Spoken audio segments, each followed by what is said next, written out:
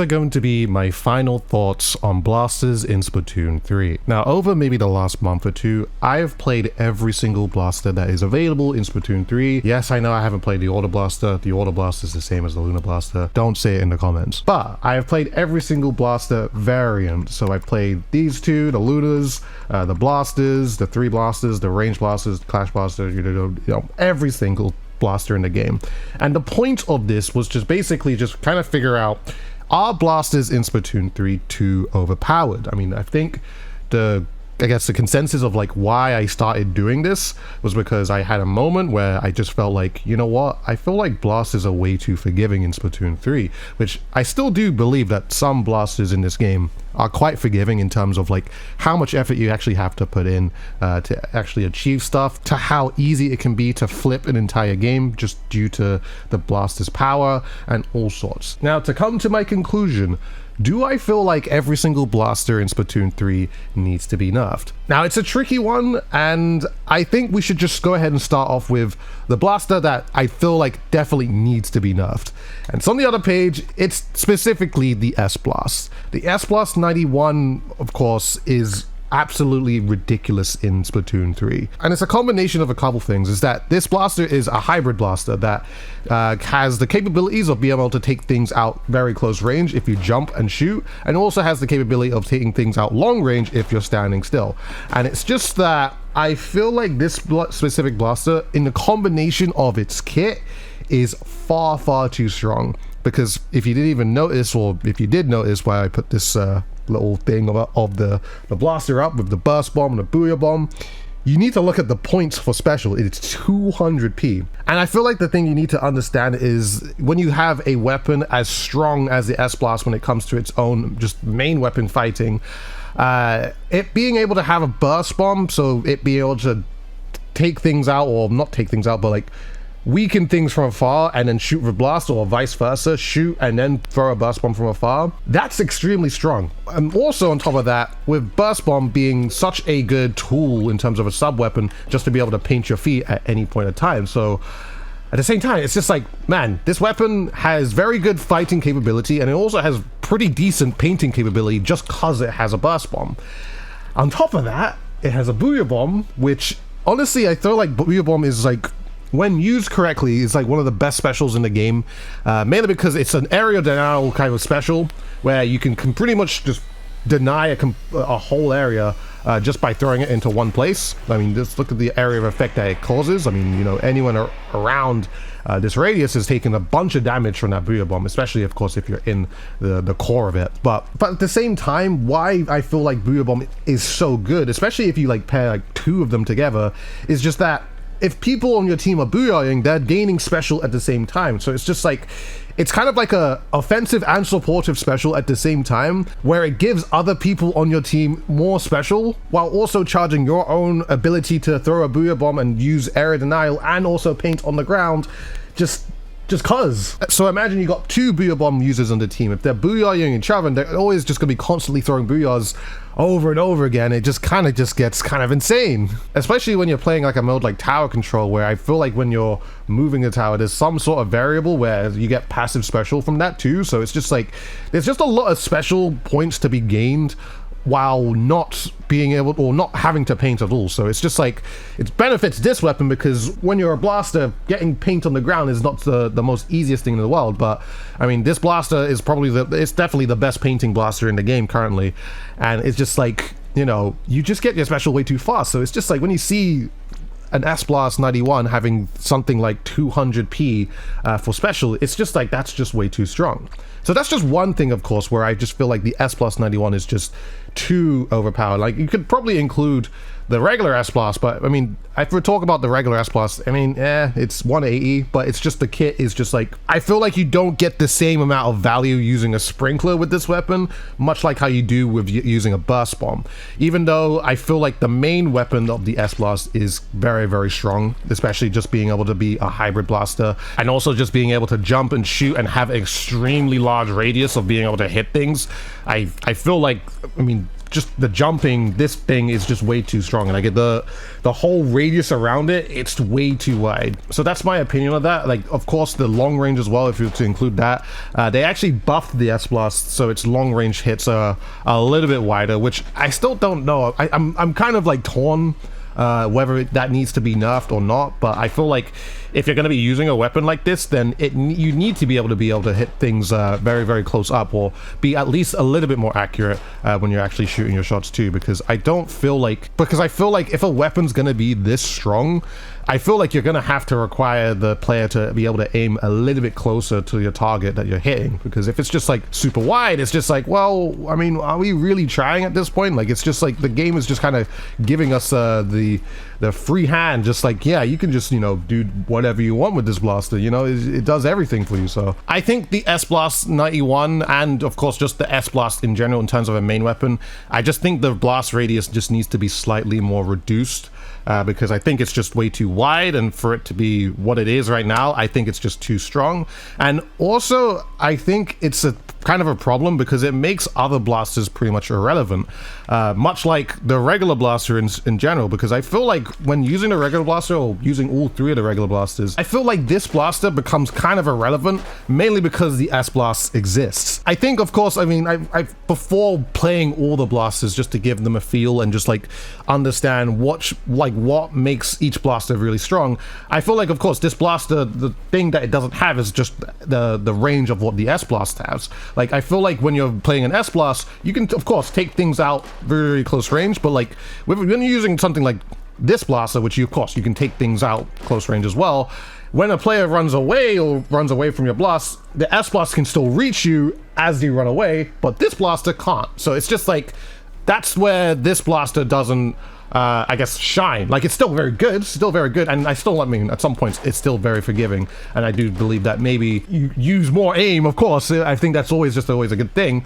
but I think I can see why this blaster in particular gets kind of put on the, I guess, irrelevant bench, mainly because the S-Blast can do exactly what it can do in terms of a main weapon, and even more. I said something that, like, if blasters are going to have this kind of range, or this kind of blast radius, or something like that, where, like, okay, if it's like this, the furthest range needs to be able to do less than 50 damage, or somewhere on the lines of like 45 or 35 or anything like that. Like, basically, if you're just so inaccurate with the blaster, I feel like that you should not be able to have the full extent of the damage. Like, of course, I would want players to be a little bit more closer. Like, if the blast radius is very close, then it should do more than 50 damage. If it's not very close, or it's very far away, where it's just like, it doesn't really make sense how you're doing so much damage, then I don't think it should be 50 damage, because then it'll actually, like, encourage players to be more accurate when they're aiming, you know? That's just what I feel. I feel like things like that should be applied to things like the S-Blast 91, mainly because of its hybrid capabilities and being able to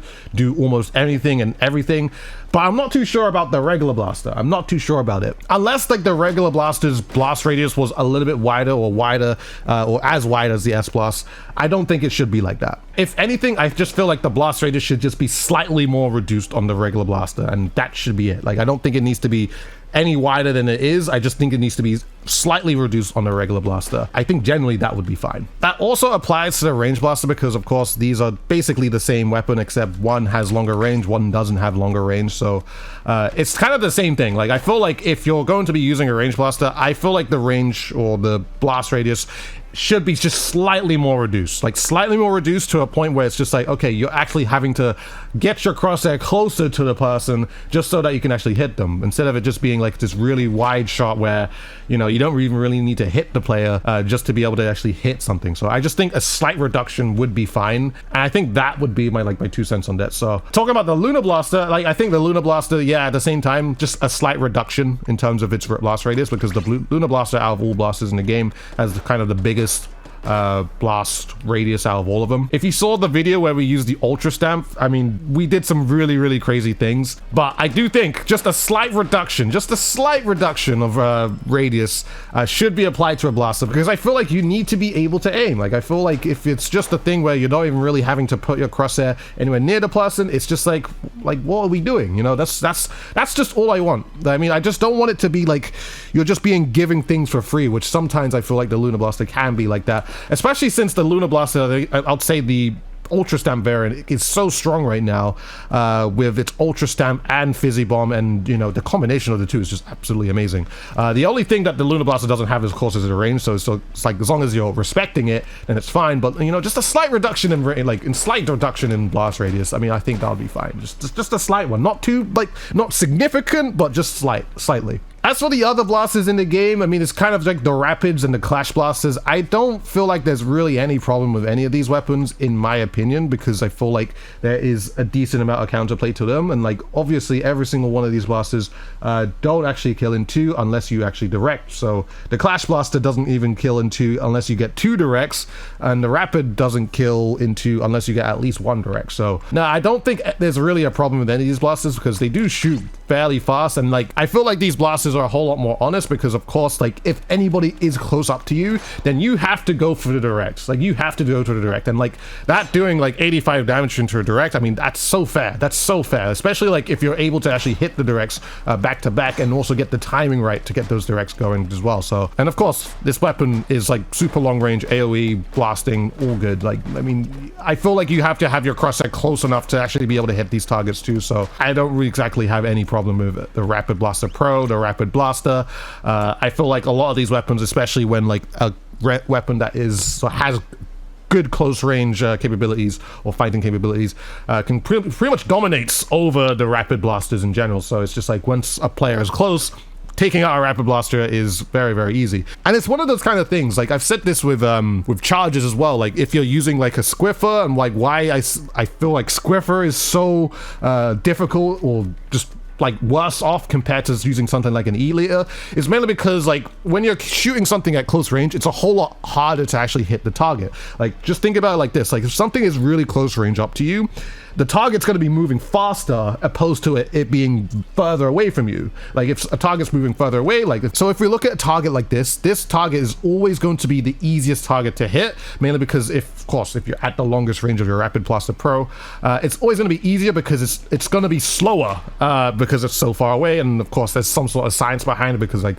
since it's slower, then it's easier to track and all that type of stuff. But either way, what I'm trying to say is that when something's close range like this, like having to hit something super close range, that means you have to actually use more of your wrist, and actually have to get more of your like crosshair into it, and like actually like be quicker to actually aim at it. So that's basically what I'm trying to say. I don't know if that actually made much sense, but hopefully it does. Like, basically what I'm trying to say is this: when something's close range to you, it's always going to be harder to hit because the target's going to move faster. But if it's further away, it's going to be slower and easier to hit, because it's, you know, you don't have to move your crosshair as quickly. So yeah, sorry, that was a whole mouthful, but basically that's what I'm trying to say. It's just like, if you're using a long range weapon like Rapid Blaster Pro or Rapid, I mean, longer range targets are always going to be easier to hit, and the closer range ones are going to be more difficult. So you just get kind of hurt by those close range weapons that can get close.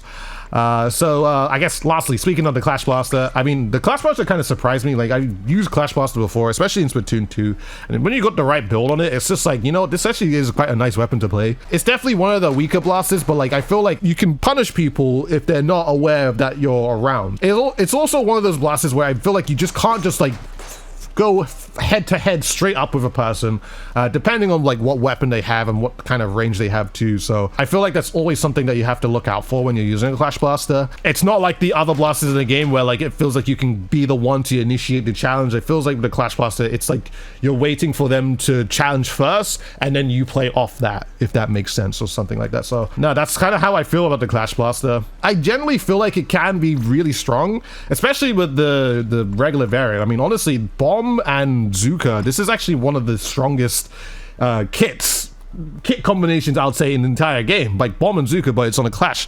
And I feel like it doesn't really get the respect that it deserves, because I feel like, I'm just gonna be real honest, and this might be mean, but I feel like most people that play Clash Blaster today aren't very good with it. And I generally feel like it's because people are trying to play it like other blasters. They're trying to initiate the fight. They're not waiting for players to actually like make mistakes or anything like that. Like, it feels like they're always the ones to try to initiate, and they always get punished for it, which is why I feel like in majority of my games, I feel like it's really easy to take down a Clash Blaster with no issue at all. So yeah, I mean, basically what I'm trying to say is that if you're using a Clash Blaster, play it better. I feel like this is one of those weapons that you can get so much more value out of it, but like it just depends like how those people play it. You know, I just feel like if you play it the right way, then you get so much more value. So if you haven't seen me play the Clash Blaster, I think that's a good example. And if you're trying to learn how to play it, I mean, check the Clash Blaster video, because I think that'll be very helpful for you. So but either way, yeah, that's basically my opinion of how I feel about the blasters and how I feel if like should be nerfed or buffed or anything like that. That is my honest opinion. I hope you guys really enjoyed the whole blaster series. If there was a blaster that you wanted to see me play, I played all of them. It's all in a playlist called the Blaster Slander series, so go ahead and check out all the videos if you're trying to look out at any of the blasters. But yeah, man, I appreciate it. Thank you so much everyone for watching this video. I hope you guys enjoyed, and I shall see you guys in another one. I think we're gonna move on to the worst weapons in the game. I think that's gonna be the next series I'm gonna go on to. So yeah, man, we're gonna be playing some more weapons, and then yeah, I think that'll be fun. So I hope to see you guys then. Leave a comment of what your favorite blaster is or what your worst blaster is. And this is a very long outro, so I hope you guys enjoyed the whole video and stuff. Yeah, if you see the Christmas hat, check the stream out tomorrow. I'm going to be opening a present that Nintendo gave me, so. Okay, yeah, no worries. All right, I'm done now. Thank you so much. I shall see you guys in a future video.